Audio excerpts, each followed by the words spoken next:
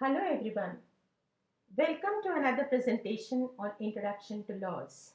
We have seen that laws can be classified under two heads, international law and municipal law. Municipal law can again be classified under two heads, public law and private law. Public law can further be classified under three heads, constitutional law, administrative law and criminal law. Constitutional law, which is the focus of this presentation, deals with the rules regulating the exercise of sovereign power of the state. Now, what is a state? A state is an independent political entity which has a defined territory whose members are united together to resist external aggression and preserve order within the territory. The modern state is not just a laissez-faire state or a police state, which is concerned with maintenance of law and order within the state and protection of state from external aggression.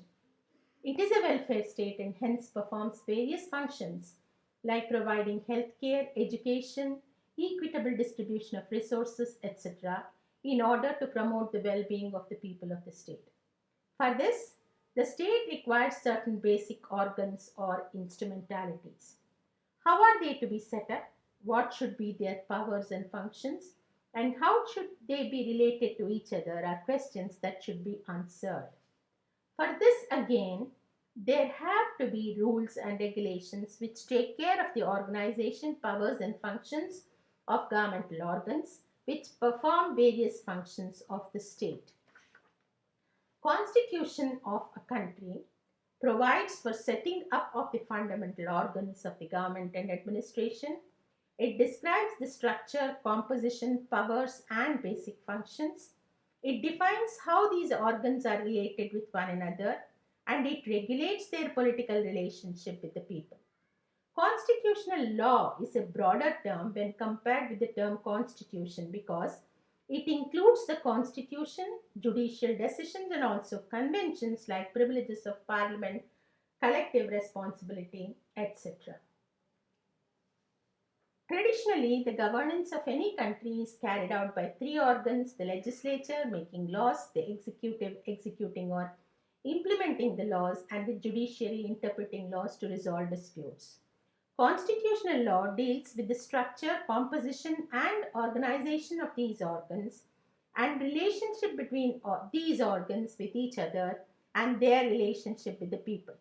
In addition to these, the constitution may also create any other organ which the country feels is important to be included in the constitution, like the election commission, controller and auditor general, attorney general, etc., in order to ensure their independence from the influence of the government. Modern constitutions also include basic human rights in the form of fundamental rights of people, and judiciary is made responsible for protecting these rights. Any legislative action or executive action which violates any of the fundamental rights is declared unconstitutional by the constitutional courts. The constitution may again be federal or unitary. It is federal if there is a central government exercising powers on certain aspects over the entire country and a regional government exercising powers within the region. A unitary constitution, on the other hand, has one central government with all the powers concentrated in it, and it can delegate such powers to any agencies as it likes. A constitution can again be a written constitution or an unwritten one. Written constitution is the constitution written down in the form of a document. It is the formal source of constitutional law. It is considered as supreme law of the land and controls and permeates each institution in the country. Every organ in the country has to act in accordance with the provisions of the constitution. Judicial review is an integral part of the written constitution. It is rigid because it cannot be amended easily as an ordinary legislation and needs special procedure to be followed. So far as Indian constitution is concerned, the provisions are elaborated in great detail and hence it's lengthy.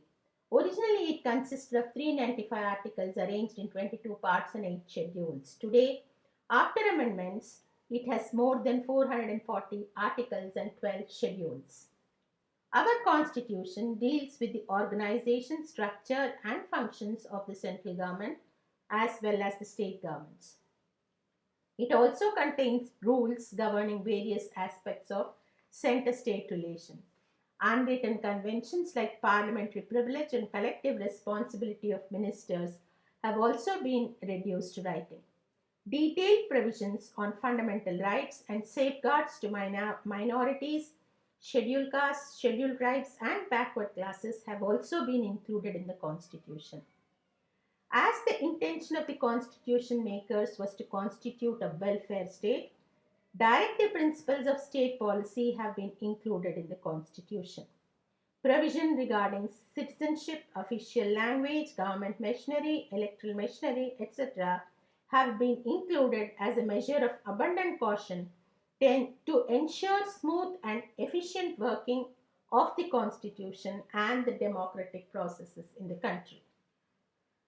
Constitutional law is considered to be the supreme law of the land, which contains provisions pertaining to the structure, power, and functions of the organs of state, as well as the structure, powers, and functions of certain independent agencies like the CAG, Attorney General, Election Commission, etc., which are very important in checking abuse or misuse of powers by the organs of the state.